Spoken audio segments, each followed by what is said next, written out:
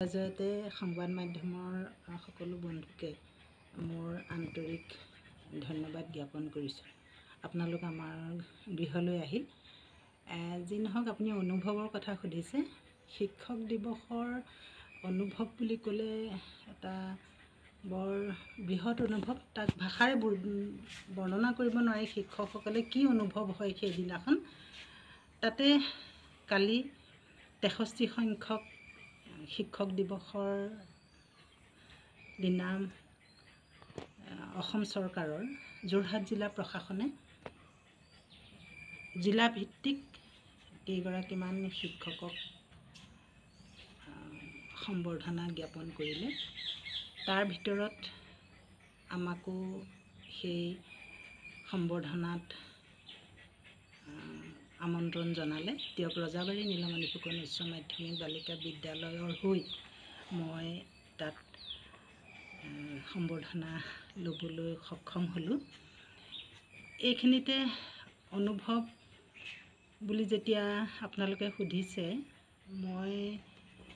মোৰ কি অনুভৱ সেইখিনি মই এতিয়া যেন ভাষাৰে বৰ্ণনা কৰিব নোৱাৰিম। যিহেতু এই অঞ্চলৰ নিশ্চয় কিবা এটা আমাৰ ক্ষেত্ৰত তেখেতসকলে বুজিলে, দেখিলে বা ইয়াৰ বায়'ডাটা, কৰ্ম ইয়াৰ সম্পৰ্কতে নিশ্চয় আমাক চিলেক্ট কৰিলে।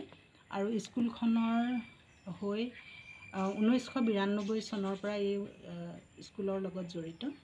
92 চনৰ পৰা 2013 চন পৰ্যন্ত আমি কোনো টকা পইচা নোপোৱাকৈ আমি ত্যাগ কৰি গ'লোঁ।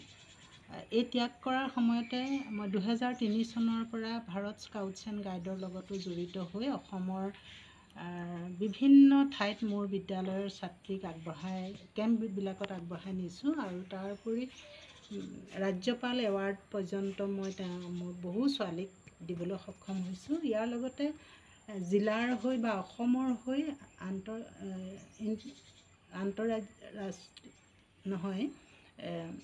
নেশ্যনেল পৰ্যায়ত তেওঁলোকক মই নেশ্যনেল ইণ্টিগ্ৰেশ্যন কেম্পত মই তেওঁলোকক অংশগ্ৰহণ কৰিছোঁ। বিভিন্ন প্ৰতিযোগিতা হয় তাত, ভাৰতৰ বিভিন্ন ৰাজ্যৰ প্ৰায় 22-23খন ৰাজ্যই তাত অংশগ্ৰহণ কৰে। তাত অসমৰ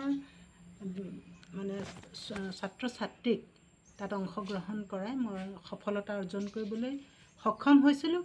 তাৰ উপৰি সামাজিকভাৱে বিভিন্ন কামত জড়িত হৈ থাকোঁ। মোৰ আমাৰ টিয়কৰ এটা ক্লথ বেংক, পীড়িতসকলকো যথেষ্টখিনি আমি সাহাৰ্য দিছোঁ বুলি নহয়, তেওঁলোকৰ দুখত আমি এষাৰ মাত দিবলৈ যাওঁ।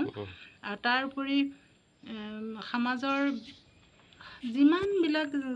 যিমান যেনেকৈ পাৰোঁ সেইখিনিত আগবাঢ়ি যাওঁ। আৰু বিশেষকৈ মোৰ ছোৱালীখিনিক, সেইখিনি বাৰু সমাজৰ কথাটো বেলেগ। শিক্ষয়িত্ৰী হিচাপে স্কুলখনৰ বিভিন্ন কামত মই সততে থাকোঁ। আৰু আমাৰ 2003 চনৰ পৰাই মই টিয়ক যিখন কেন্দ্ৰীয় ফিল্ড, তাত গণতন্ত্ৰ দিৱসেই হওক, স্বাধীনতা দিৱস, মোৰ বিদ্যালয়ৰ ছোৱালীয়েহে তাত কুচকাৱাজত অংশগ্ৰহণ কৰি আহিছে আৰু পাৰদৰ্শিতা তেওঁলোকে দেখুৱাই আহিছে। এইখিনি কাম কৰিও আছোঁ। আৰু তাৰোপৰি 5 জুন যিটো